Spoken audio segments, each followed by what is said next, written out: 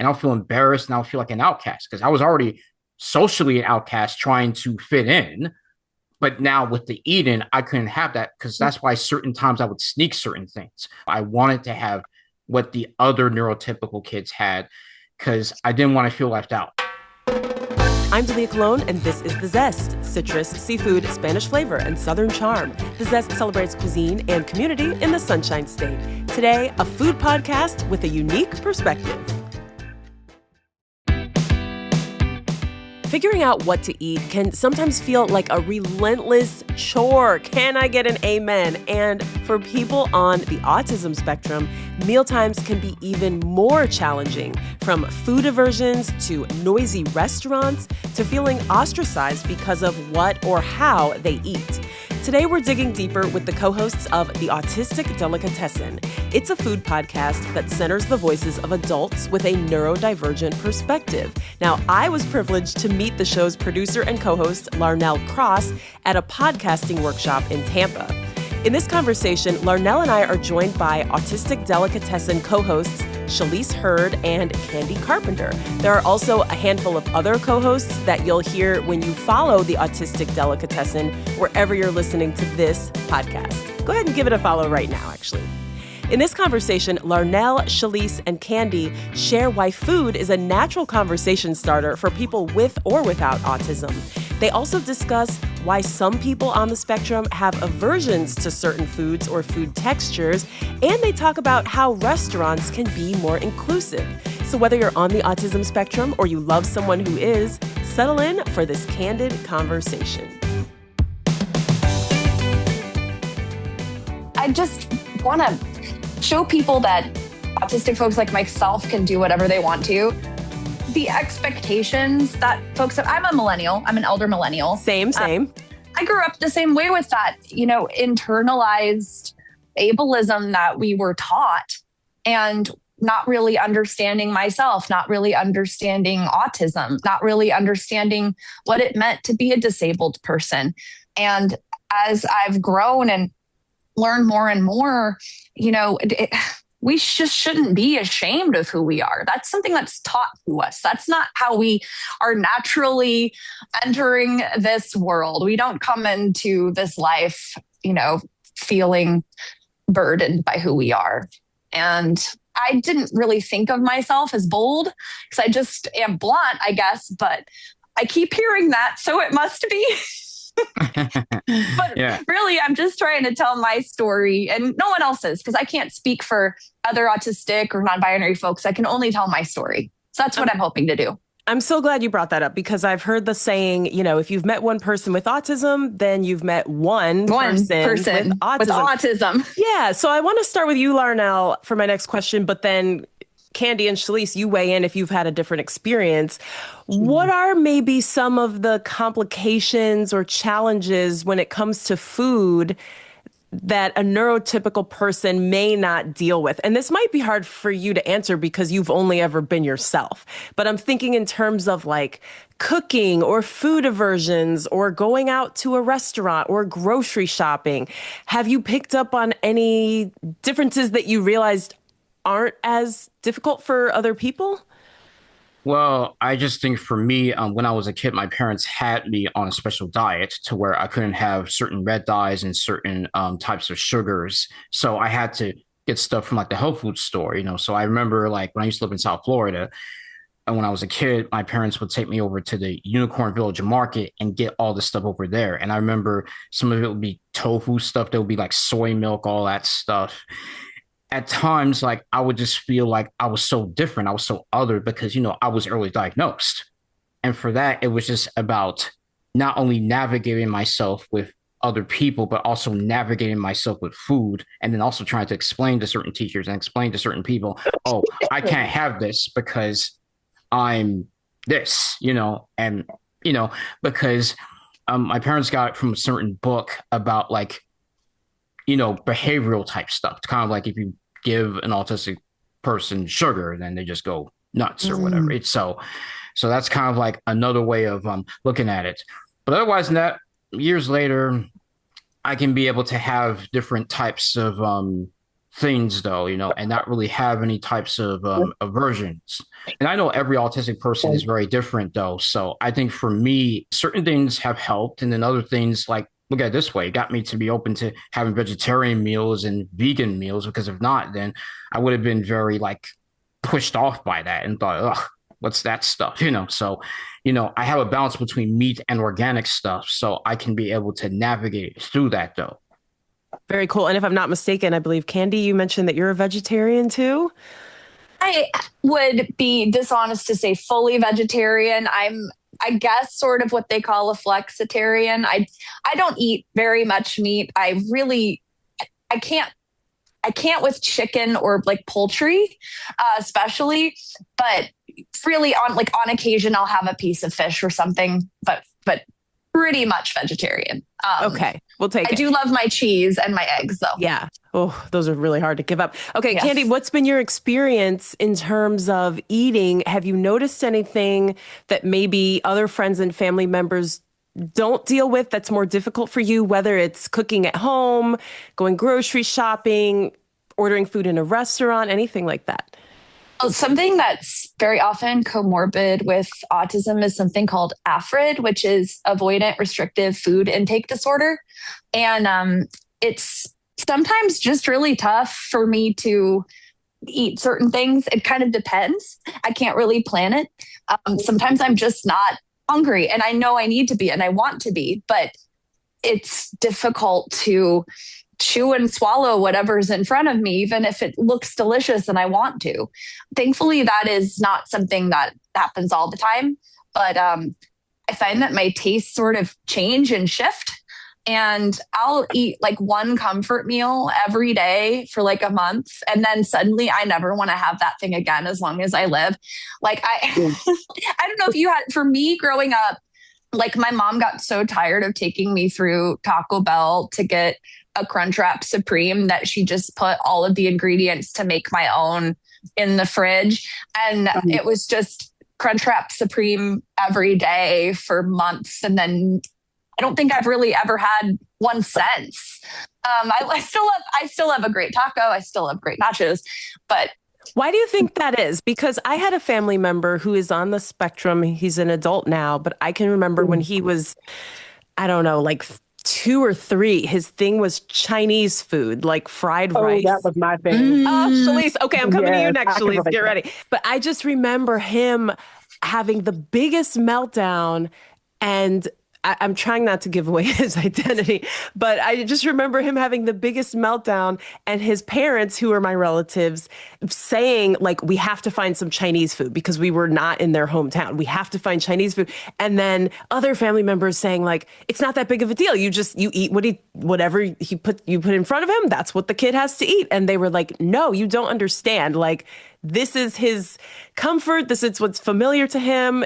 He's not going to relent until he gets his Chinese food. So Shalese, what's been your experience? It may not have been Crunchwrap Supreme. It may not have been Chinese, fried rice, but what's been your experience with eating differently from other people maybe? And what do you think it is about that comfort food that's so important? Okay, so that Chinese food has a lot of layers to it. And I'm going to just let you know that the reason autistic travel got us even started to begin with is because I used to have a special interest for countries and, traveling the world. And every year it seemed like I would have a new country to be obsessed with. That particular year, I was obsessed with China. And I always wanted to have stir fry because of that. Another thing that I wanted to touch on as well is the way that I eat differently than people around me. It has to do with textures. For instance, I can't get around anything. I can't understand or relate to eat anything that's too mushy. I like my pasta cooked very specifically, like almost to the point where it's not cooked, like almost al dente to the point where it's still uncooked. Because anything over that feels too mushy to me, and it just gives me a nauseated feeling if it's too mushy. And I got a lot of flack growing up because of, the fact that I didn't want to eat starches like other people. In my family, they kept saying that I was too picky, that I was, thinking I was too good to eat certain things, but they didn't understand that it was an autism texture thing. For instance, bread was another thing I struggled to eat. And something that's really interesting to talk about, that's kind of embarrassing actually, is if food has certain letters to it, because I have synesthesia to where certain letters make me feel uncomfortable. And if food has certain, like if the label of the food has certain letters on it, then eating it will make me feel nauseated. Like what? Like, for instance, McDonald's, for some reason, the letter M makes me feel nauseated. And so that's why I can't eat McDonald's. I can't eat McDonald's either for other reasons. Okay. Same. I'd like to weigh in and also agree on that. No shade. If McDonald's wants to sponsor this podcast, we're here for it. But okay, Larrnell, I'm going to go back to you. What about just the interactions with other people? You think about going to a restaurant and it can be overwhelming for anyone. It can be loud in there. You have to talk to the server. You're interacting with, the bus person and the other people at your table. Is that ever a challenge for you? It's a challenge for me. And I'm not on the autism spectrum. Not really. Yeah, because whenever I get a menu on the table, I just say, okay, this is what I would like. And basically I would just say, oh, I would like this and I would like that. And I'll just make sure I'm just clear about it, And when I was younger, it was more of, I was kind of shy. So it was kind of like a nerve-wracking thing. But otherwise than that, if I'm clear about something, it's more of, okay, I would like to have this and take this off and have this right there. So it really hasn't been much of a problem for me. Okay. Candi, what about you? I struggle with socializing sometimes. I think because we're inundated. I always say it's a party in our pocket. Like, social media is a party that we can never leave. And so everyone from neurodivergent to neurotypical folks, like, we're always inundated with social pressure. Everybody can text whenever they want to, and email. There are so many different ways that people communicate at us all the time. So, like you were saying, Dalia, that it can be stressful for you to go to a restaurant, being an holistic person. Of course, we're all socially exhausted. For myself as an autistic person, my social bandwidth fluctuates. And then with that, sometimes so does my ability to give a good interview, for instance. Today, I'm really struggling with my words. On other days, I don't. In the past, I would cancel interviews on days when I was struggling to think of what I wanted to say and articulate it the way that I wanted to. And now I don't anymore, because being an openly autistic person, I want to show people the full picture of what this experience is like. And, it's something they call spiky skill sets. And one of my spiky skill sets, one of my areas where I need more support needs is sometimes in communication. I think that's why I started writing songs, because you can take as long as you need to write that song and think about what you want to say. But you can't necessarily take all the time you want to not have an awkward interaction with the waiter at the restaurant. Oh, well, if this is you on an off day, then you're amazing.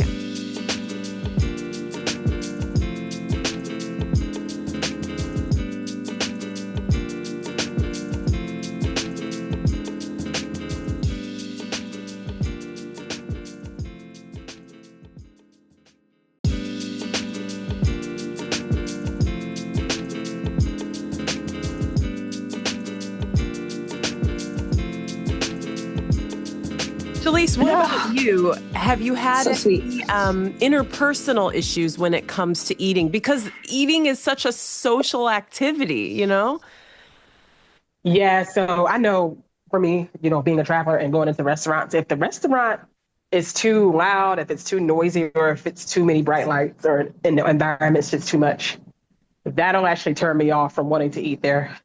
And even with socially, eating around other people, like let's say I have a group of friends that invite me out to eat, or I'm eating with family, sometimes I feel embarrassed by the fact that, the way that I eat, that I tend to either try to hide it, or I don't want to overly voice it just because it feels embarrassing to me, because I've been shamed for it in the past.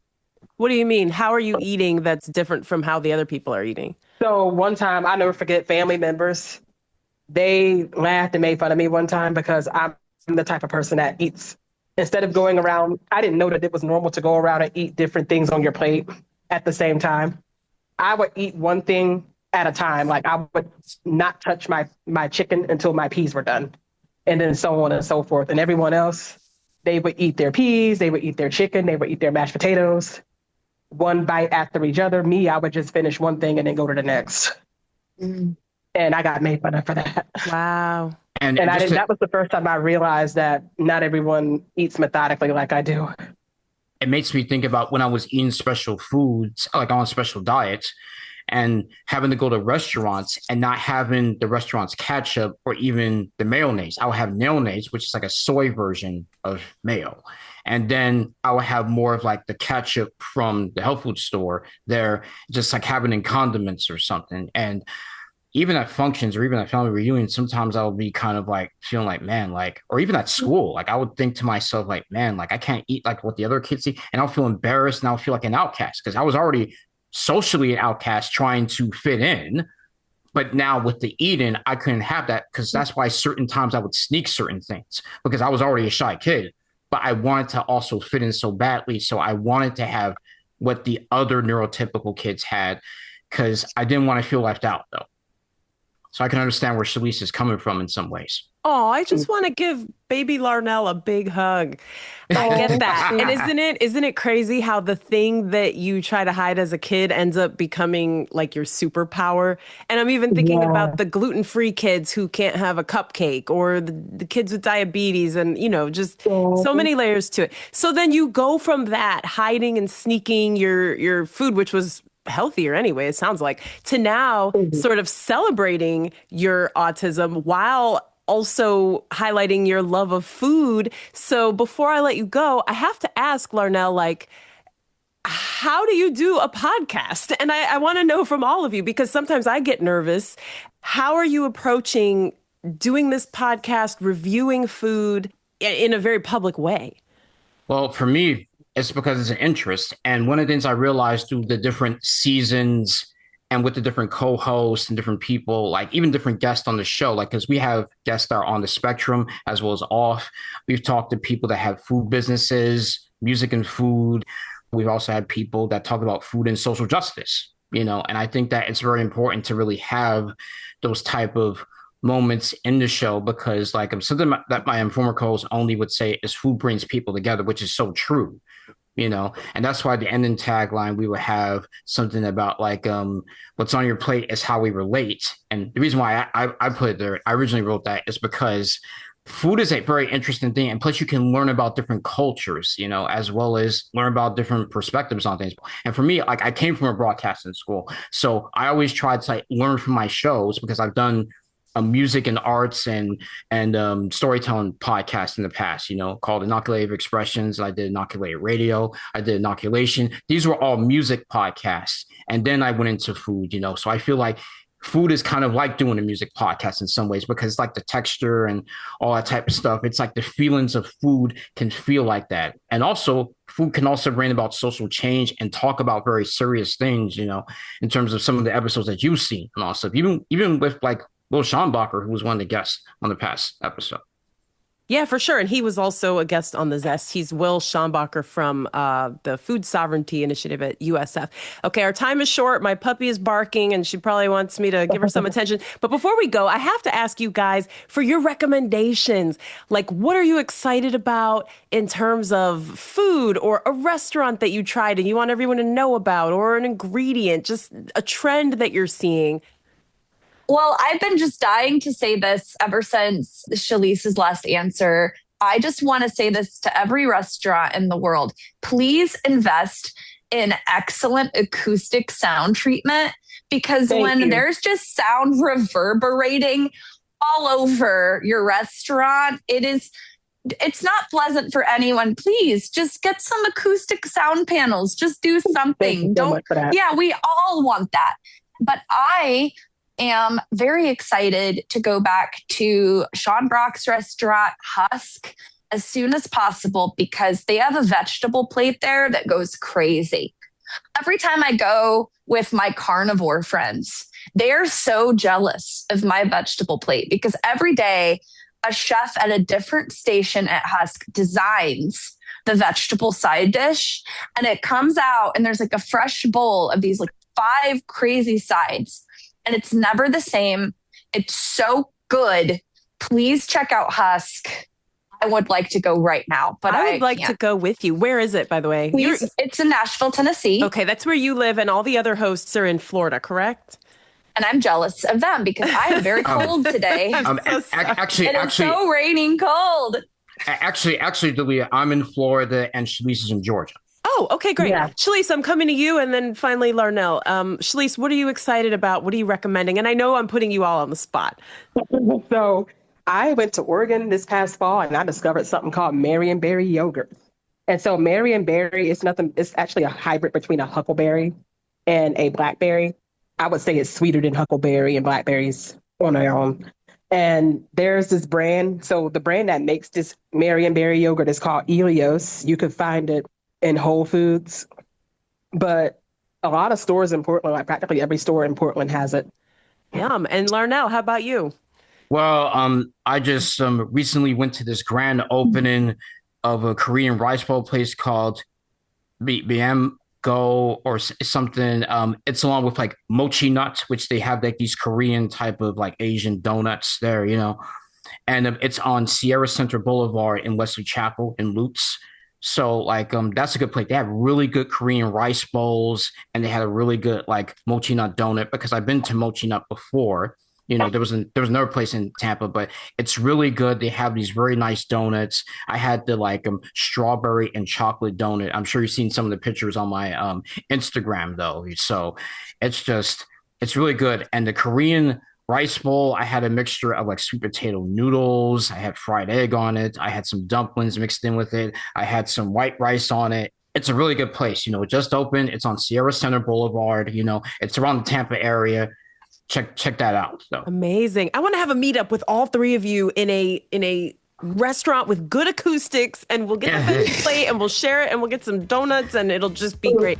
Thank you all so much for your time. I really enjoyed this conversation, and I just want to say that I appreciate you being so open about your experience. So this was great, and I'm really honored that you took the time to talk to me. Thanks for having us.